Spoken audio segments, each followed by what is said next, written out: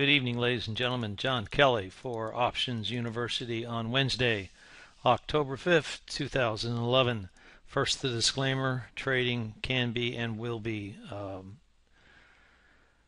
difficult, to say the least, and you can experience losses, as I will in the future, but I'm keeping those losses under control. Under control is what we're looking for in the market. Greece. Troika went in there, and Greece reported that they had put 21,000 government employees on reserve into retirement to meet the austerity requirements of the European Union.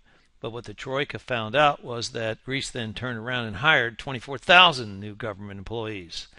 They're not happy with it. The Troika's reaction and statement was they're planning on giving Greece more time to meet the austerity requirements, and rather than funneling them more money right now or by mid-October, now they're looking at mid-November. A reaction by Greek employees, government employees, were nationwide strikes to shut the country down today. The reaction of the market, down. And in 2 days, Friday and Monday, we were down 500 points.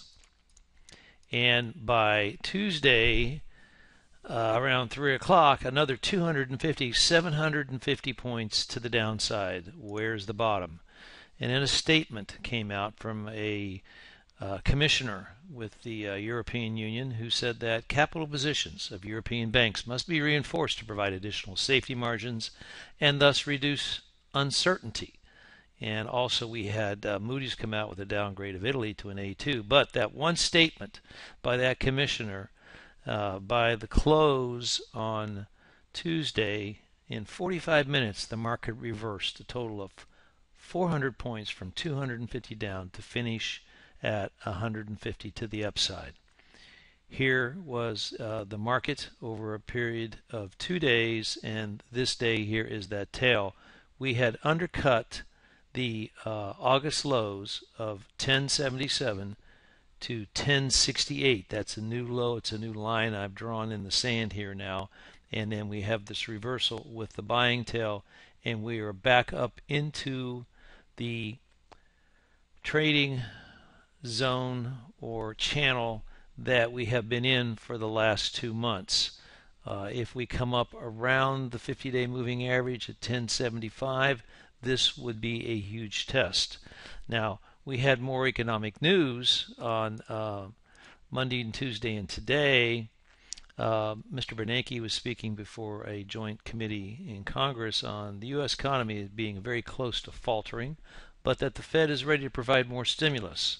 However, he feels that Congress must do its part, and as we all know, Congress right now is locked in an ideological battle that will probably carry on for the next 12 months till the next election. However, on Monday, ISM Manufacturing Index was a surprise number to the upside. There was anticipation that it would go below the critical 50 number, which is indicative of transition from expansion to contraction.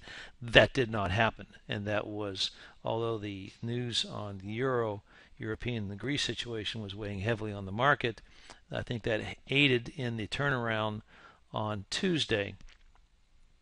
And you can see that on that turnaround, the volume was higher. The hedge funds and the mutual funds were poised to come back into this market. The volume today, not all that great, but still better. We had construction spending up, auto sales were up, and today we got the private employment number, 91,000. We had expected 45,000, so that's almost a double. Crude inventory was down at 1030. That drove the price of oil up, and the market likes that and goes up in response. But the Challenger Gray and Christmas layoff report came in for the month of September, 115,000 and change.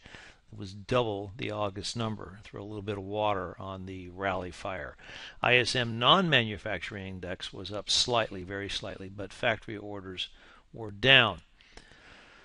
In light of this, we have the VIX, and it has been in this channel from 30 and change to 48.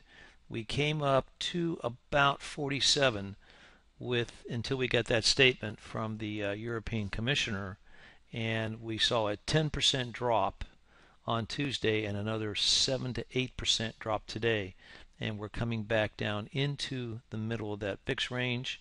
When it comes down and tests, if it comes down and tests the 50-day moving average around 35, it's interesting to see how it reacts. In that we had that reaction a week and a half, 2 weeks ago, where it came down to touch the bottom of this channel and the 50 at the same time and took off from there. I don't think by any stretch of the imagination that we are out of the woods just yet, but things have turned around and it's no longer gloom and doom. Apple came out with its iPhone announcement yesterday at 1 o'clock. Everybody expected to hear about the iPhone 5. As a matter of fact, there was some knockoffs that had been created in China to sell the iPhone 5 copies, fake copies, and they didn't. It was the iPhone 4S, a $200 version with not as many downloadable features as the current iPhone 4. It was a disappointment. The market reacted negatively. Apple went down 10, 12 points, but Goldman Sachs came in and reaffirmed its buy rating and its $500, $20 price target. Apple opened this morning down $10 and finished the day at a plus 5. So the stock has recovered and has bounced off its 200-day moving average. Amazon got a buy rating from Stifel Nicolaus and a price target of 280. PCLN, Morgan Stanley raised it to overweight. Wynn Resorts, the numbers from Macau are phenomenal, up 39% in revenue in the last quarter. Nomura rated it a buy. ALXN, which is number one now on the IBD top 50 list, JP Morgan boosted it to an overweight. Earnings significant was Monsanto. They were expected to miss by 27 cents. They only missed by 22 cents a share and gave positive guidance. And that the stock and the ag chemical sector is up. Yum, the fast food Chinese restaurant chain in China, met expectations but was down slightly on soft sales. That is owned by Kentucky Fried Chicken. Costco missed on its estimates and was down also. Now, what can we do with this in the way of trade ideas? Which way to go? We're going to take a look at that in the Gold Member section next. I would like to add my condolences to the Jobs family. Steve Jobs, dead this evening at the age of 56. The man will be sorely missed. I've used him as an inspiration to all three of my children, and particularly my youngest son, whom just entered high school last month. He, like Steve Jobs, is adopted. We have lost a wonderful human being who touched all of our lives. His genius was and will touch lives for generations to come.